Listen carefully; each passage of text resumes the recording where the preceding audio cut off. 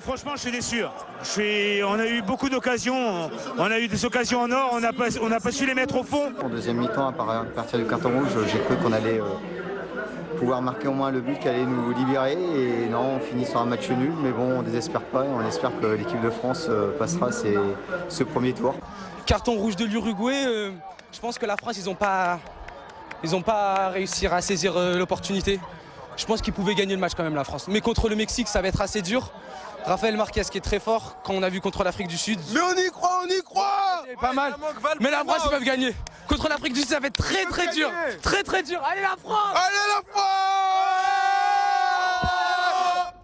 0-0 entre la France et l'Uruguay, donc hier soir, dans ce qui était en fait le deuxième match d'une Coupe du Monde qui s'était ouvert quelques heures plus tôt, Philippe. Oui, il était 14 h hier après-midi. Vous savez que l'Afrique du Sud est très fière d'accueillir les meilleures nations du football dans ce mondial pour la 19e édition. Eh bien, ils l'ont réussi, cette cérémonie. C'est toujours important, mais les sons et les couleurs d'Afrique ont marqué les esprits. Sandra Buisson.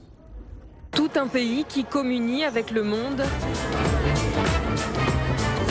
L'Afrique du Sud envoie un message d'espoir depuis ce Soccer City Stadium, symbole de mixité.